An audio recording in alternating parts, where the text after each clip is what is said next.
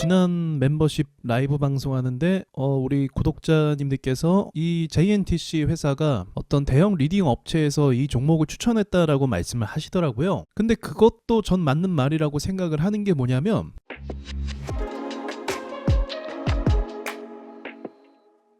이게 차트가 이게 굉장히 좋은 차트거든요. 그리고 이렇게 올라가면 올라갈수록 지금 거래대금이 제가 밑에 안 띄었죠. 이 정도 올라가면 얘가 대장주급이긴 해요. 얘가 이제 수급주인데 3천억 이상씩은 붙어줘야 되거든요.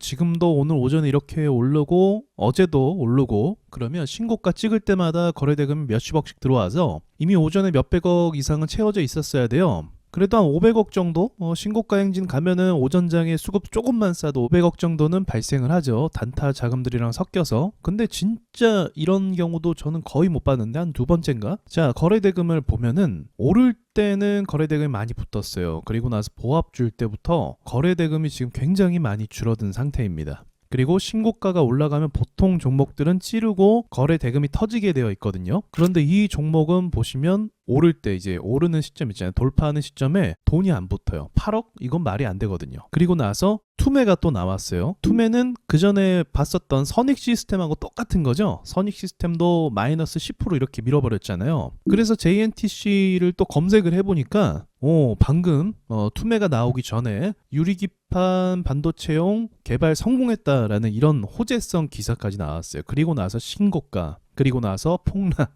아니, 이 정도면, 근데 진짜 이 정도면 이거 세력들이 너무 가지고 노는 거 티나는 거 아닐까요? 선익 시스템도 사실은 그랬고 무슨 공식처럼, 아니 좋은 소식이 있는데 왜 투매가 나와? 지금 반도체 쪽으로 어쨌든 엔비디아가 막 오르고 있잖아요. 그럼 좋은 소식이 있으면 투매가 나온다 할지라도, 좋은 소식이 있으면 슈팅이 나온 다음에 투매가 나오는 건 요즘 또 트렌드긴 하잖아요. 이거는 이해가 되죠. 근데 또 이런 경우 신고가도 별로 돈이 붙지 않는데 갑자기 이런 하락이 나온다는 건 보고도 좀 당황스럽긴 하더라고요. 앞서 말씀드렸던 것처럼 만약에 대형 리딩 업체에서 이 종목을 적극적으로 추천했다, 추천할 만하거든요. 거래대금이 워낙 많이 터져서 사람들의 돈이 충분히 들어갈 수 있을 만한 종목이거든요. 그런데 얼마나 많이 돈이 들어왔으면 사실 신고가 행진이기도 하니까 이 정도로 주가가 움직임이 둔해질 수가 있는가. 그래서 어제 말씀도 드렸던 부분인데 그 말이 맞아요. 세력들은 무조건 프로그램으로 상대적으로 움직이는 게 맞아요. 보세요. 이렇게 하락하고 나서 또 하락한 위에까지 가격을 회복해줬죠.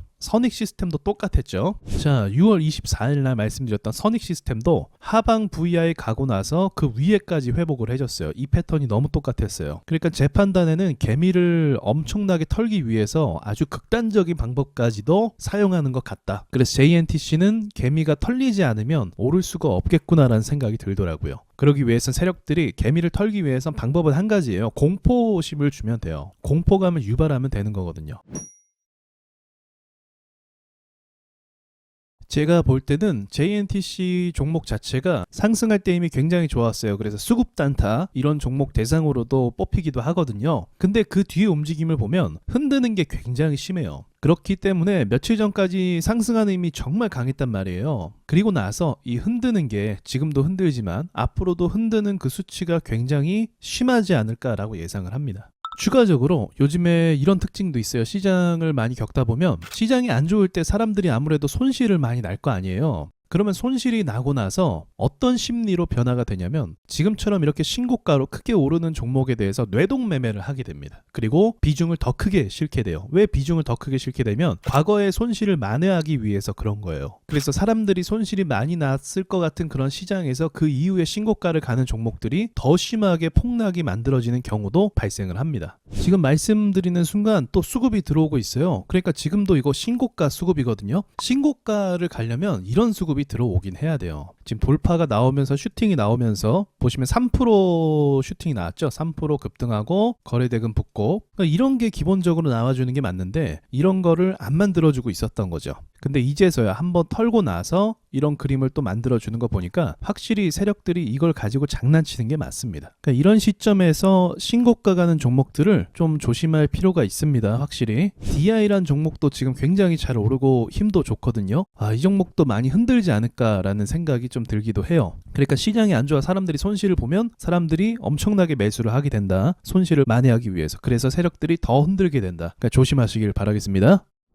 자, 여러분 광고 좀 할게요. 얼마 전에 무료로 강의를 진행했잖아요. 반응이 좋아서 한 번 더 진행을 하려고 합니다. 근데 이번에는 이제 유료로 진행한다는 점은 좀 양해 부탁드리고요. 그만큼 내용이 더 좋겠죠. 와조 인사이트에 오시면요, 제가 댓글에 링크를 주소로 남겨드리겠습니다. 그래서 이 강의를 여기 보이시는 강의를 신청하시면 됩니다. 6월 30일 라이브로 진행할 예정이고요. 강의는 아마 2시간 정도 진행을 할 것 같아요. 그래서 오셔서 또 유익하게 재밌게 배우는 시간 가져봤으면 좋겠습니다.